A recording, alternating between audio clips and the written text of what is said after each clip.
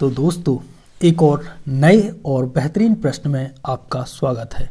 आज का प्रश्न है, अभिव्यंजनावाद के उद्भव और विकास पर प्रकाश डालिए तथा इसकी मान्यताओं का साहित्य पर जो भी प्रभाव पड़ा है उसका मूल्यांकन कीजिए। इसमें हम कोचे के अभिव्यंजनावाद के सिद्धांत को भी समझ लेंगे। या फिर अथवा में आपसे इस प्रकार से प्रश्न पूछा जा सकता है, देखने यहाँ पे देखना, अथवा कोचे के अभिव्यंजनावाद है उसका संक्षेप में उल्लेख करते हुए उसकी सीमाओं का निर्धारण कीजिए तथा उसके सौंदर्यवादी दृष्टिकोण की समीक्षा का इसकी उपयोगिता पर प्रकाश डालिए। यहाँ पर दोस्तों उत्तर में हम अभिव्यंजनावाद को, अब देखिए उत्तर यहाँ पे अब डायरेक्ट इसका आंसर कर रहे हैं, तो आइए इसका आंसर अपन जान लेते हैं। अभिव्यंजनावाद को एक मान्य कला सिद्धांत मान्य कर लिया गया है, तो इसको एक मान्य कला सिद्धांत भी माना गया है।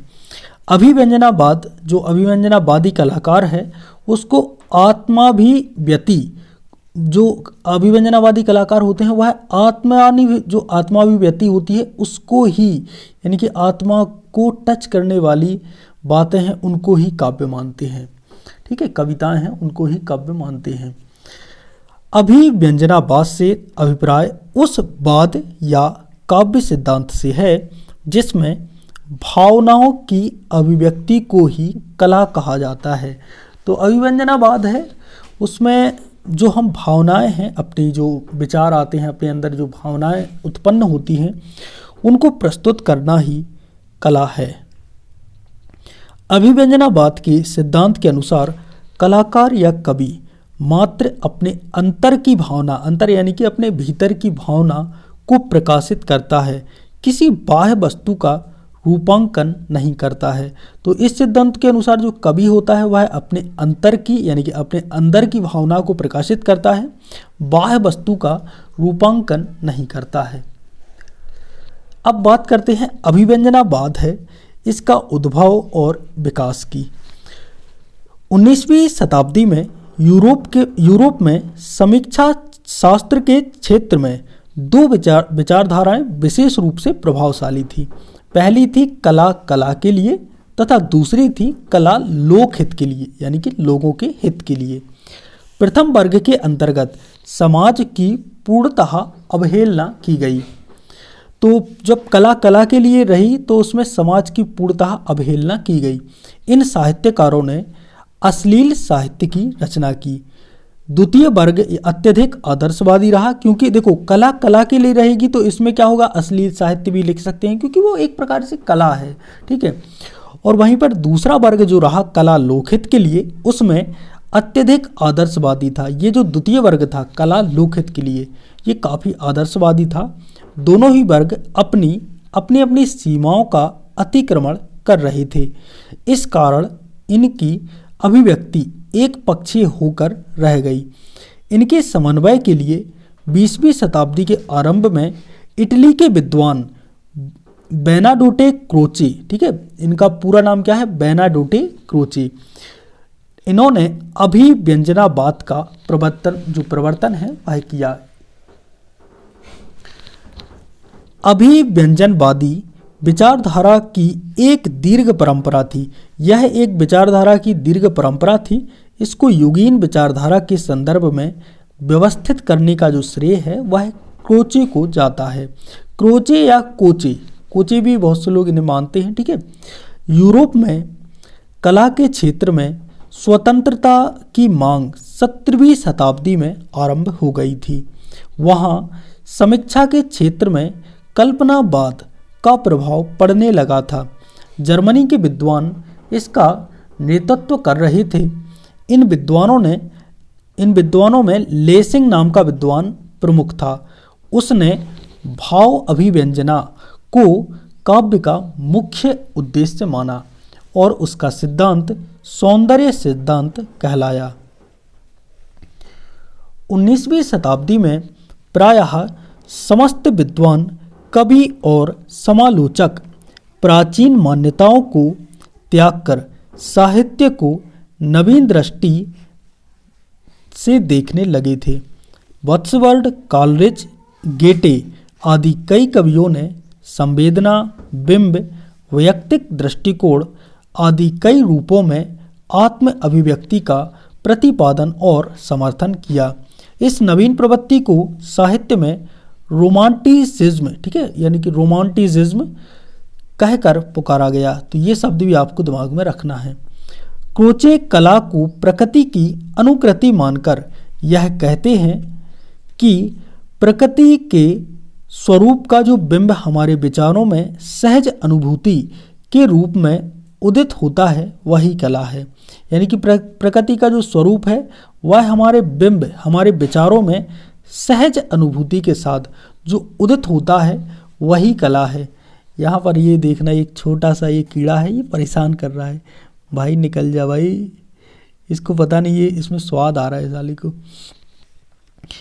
आत्मा भी व्यक्ति के इन बिखरे हुए तत्वों को व्यवस्थित रूप से प्रदान करके क्रोचे ने सन 1901 में अपनी पुस्तक एस्थेटिका में सौंदर्य शास्त्र का एक विशाल भवन खड़ा किया और इसी संदर्भ में अभिव्यंजनावाद की प्रतिष्ठा की गई। क्रोचे ने अपने सौंदर्य शास्त्र का मूल तत्व फ्रांसेस्को दक्षातीतिस के इन शब्दों में पाया, कला विचार और प्रज्ञा की वस्तु नहीं है। तो कला क्या है? वह विचार और प्रज्ञा की वस्तु नहीं है और ना ही कौशल का कोई प्रतिपाद्य है। वह विशुद्ध एवं सहज कल्पनात्मक रूप है। एस्थेटिका के अंतर्गत कोचे ने सौंदर्य शास्त्र की उक्त धारणा का विदसीकरण किया है। अब आगे हम जो सौंदर्य शास्त्र है उसको भी जानने वाले हैं। कोचे की अभिव्यंजनावाद अपने आसपास फैले तत्वों का समावेश है। तो कोचे का जो अभिव्यंजनावाद है वह भी अपने आसपास फैले जो तत्व हैं उनका ही समावेश है, जिसमें भावनाओं को कोई भी स्थान नहीं दिया गया है। कोचे के अभिव्यंजनावाद का विवेचन। कोचे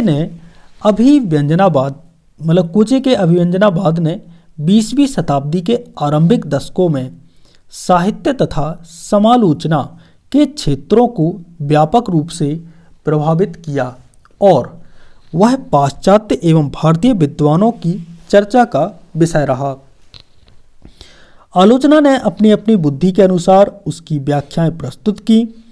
अभिव्यंजनावाद की मनमाने ढंग पर व्याख्या प्रस्तुत करते हुए विद्वानों ने जहाँ तक कह दिया कि अभिव्यंजनावाद है उसके साथ मार्मिकता या भावुकता इसका कोई संबंध नहीं है। इस विषय में डॉक्टर सुधांश ने लिखा है, अभिव्यंजनावाद में बाग वैचित्र्य को जितना स्थान मिला है उससे अधिक साहित्य समीक्षकों ने उसके नाम पर बाग विस्तार किया है। कोचे ने वस्तुतः सौंदर्य को कला का विश्लेषण नहीं माना है, यानी कि वो सौंदर्य को कला का विशेषण है वह नहीं मानते थे।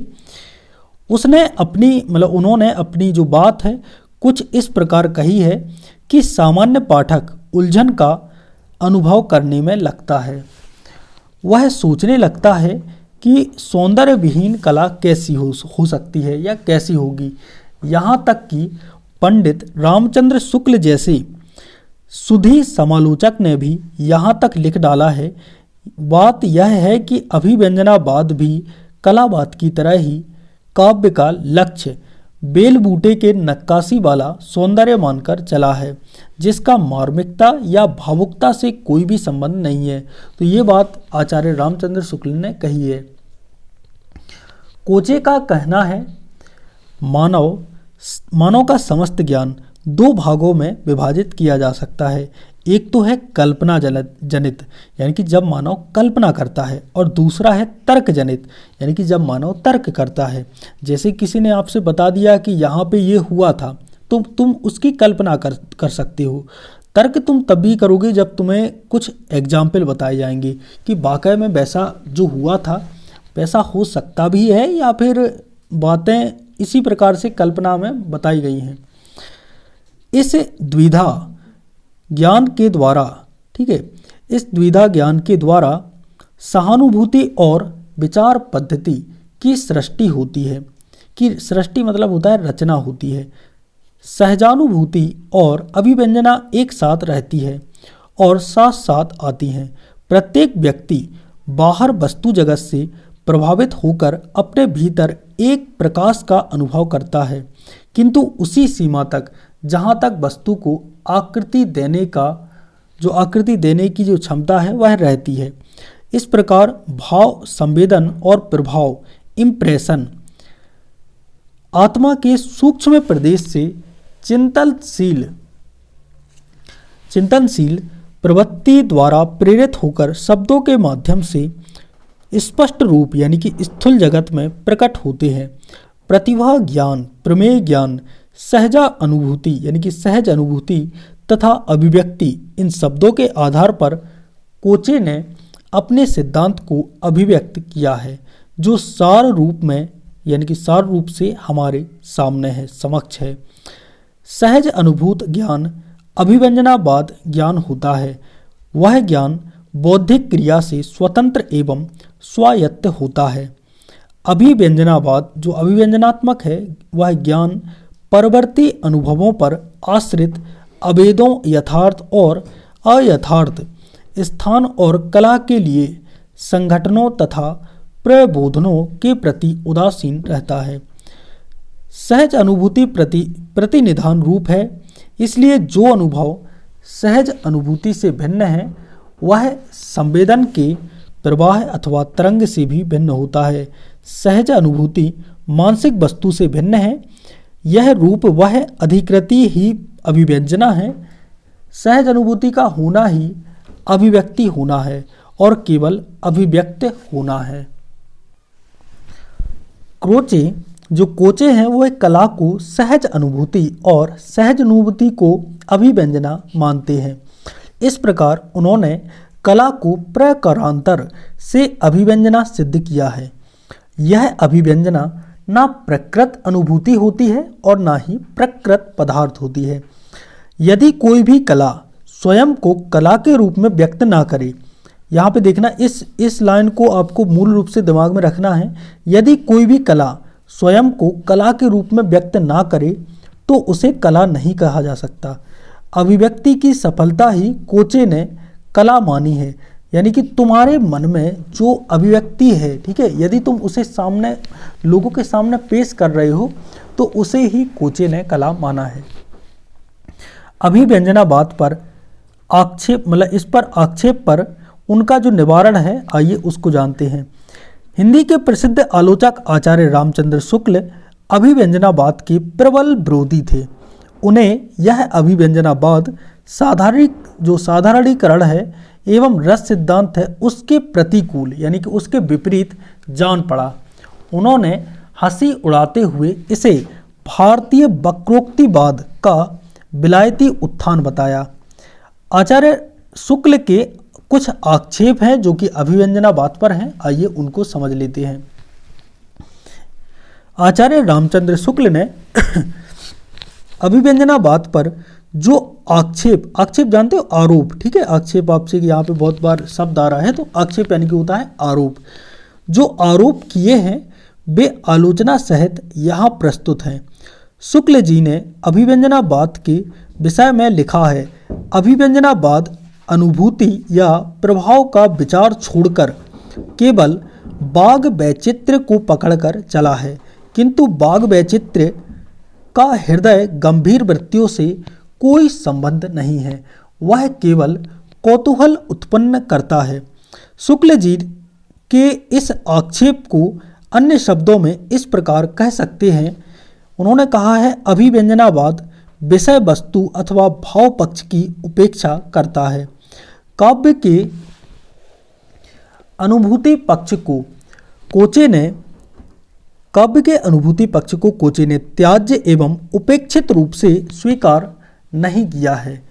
आचार्य रामचंद्र शुक्ल का आरोप आधारहीन प्रतीत होता है। कोचे ने अभिव्यंजना को आत्मा के प्रदेश से संबद्ध बताकर वस्तुतः इस सिद्धांत को स्वीकार किया है। बिना विषय वस्तु के आध्यात्मिक क्रिया अथवा कला प्रक्रिया खोखली है। यही कारण है कि आगे चलकर स्वयं शुक्ल जी को यह स्वीकार करना पड़ा। उन्होंने क्या स्वीकार करा? ना चाहने पर भी अभिव्यंजना या उक्ति के अनभिव्यक्त पूर्ण रूप से जो भावों की जो सत्ता है उन्हें पूर्ण रूप में स्वीकार करनी पड़ी, उससे वे अपना पीछा ना छुड़ा सके। आचार्य शुक्ल का दूसरा आक्षेप यह है कि अभिव्यंजनावाद वक्रोक्तिवाद का विलायती उत्थान है। हमारे विचार में यह आक्षेप भी निराधार है। कोचे मात्र उक्ति की सत्ता मानते हैं, वे उक्ति के वर्गीकरण के विरोधी हैं, जबकि कुंतक के सामान्य उक्ति और वक्रोक्ति उनके उक्ति का जो वर्गीकरण है वह किया है, कुंतक ने ये किया है। वक्रोक्ति और उन्होंने केवल वक्रोक्ति को ही काव्य माना है। कोचे कला का उद्देश्य कला अथवा सफल अभिव्यक्ति मानते हैं, जबकि कुंतक ने आनंद अनुभव को कला का उद्देश्य बताया है। कोचे काव्य शास्त्र को स्वीकार नहीं करते हैं, जबकि कुंतक है वह काव्य शास्त्र पर विश्वास करते हैं। आचार्य नंद दुलारे वाजपेयी ने अभिव्यंजनावाद पर यह आक्षेप लगाया है कि वह साधारणीकरण की उपेक्षा करके चलता है। हमारे विचार से यह आक्षेप भी निराधार है। कोचे स्पष्ट रूप से कहते हैं कि मूल भावना के एक होने पर ही सहृदय कभी अपना संबंध जोड़ सकता है। वह धरती से आकाश तक की काल्पनिक यात्रा कर सकता है। इससे यह स्पष्ट होता है कि यथार्थ रचना का ही मूल आधार है। कोचे के ऊपर एक अन्य आक्षेप यह भी लगाया जाता है कि अभिव्यंजनावाद जीवन और जगत की उपेक्षा करता है। हमारे आचार्य से साधारणीकरण संबंधी आक्षेप के उपयुक्त निराकरण के साथ इस आक्षेप का भी निराकरण हो जाता है। कोचे ने प्रकृति अथवा भौतिक जगत को भावनाओं की उत्तेजना के लिए सहायक और महत्वपूर्ण माना है। कोचे ने स्पष्ट कहा है, भौतिक जगत के अनुभव के अभाव में अभिव्यक्ति संभव नहीं है। बाह्य जगत के साथ कोचे का संबंध न मानने संबंधी भ्रांति का मुख्य कारण यह है कि कोचे बाह्य जगत और जीवन की पृथक सत्ताएं नहीं मानता है। उसके मतानुसार जगत की मानसिक वृत्ति का ही प्रतिबिंब है। जो जगत है वह भी मानसिक वृत्ति है, उसका ही प्रतिबिंब है। जीवन की अनुभूतियां हैं उसको ही काव्य अनुभूति का रूप धारण करती हैं। कोचे ने तो यहाँ तक लिखा है कि हमें कवियों का अनुग्रह मानना चाहिए कि वे अपनी मानसिकता कला कृति सार्वजनिक वस्तु बन जाती हैं। कतिपय मनोवैज्ञानिकों ने क्रोचे के अभिव्यंजनावाद पर यह आक्षेप किया है कि उनकी सहजानुभूति बौद्धिकता या विचारणा है वह नहीं होती है, जबकि विचारणा सहित सहजानुभूति की कल्पना भी नहीं की जा सकती है। इसका समाधान यही है कि कोचे ने सहज अनुभूति को बौद्धिक अनुभूति से समन्वित माना है। उन्होंने स्पष्ट शब्दों में लिखा है, अवधारणाएं सहज अनुभूति का अभिन्न एवं अभेद्य अंग बन जाती हैं। उपसंगार को दोस्तों आपको ही पढ़ना है, तो मैं यहाँ पे उपसंगार को यहाँ पे बता देता हूँ। ये इसका क्योंकि उपसंगार है, ये एक प्रकार से इसका नेगेटिव वो रहता है, तो ये आपको ही पढ़ना है। और यहाँ पर अब हमारा जो प्रश्न का आंसर है यहाँ पर समाप्त होता है। आई थिंक कि आपको ये प्रश्न जानकर खुशी हुई होगी।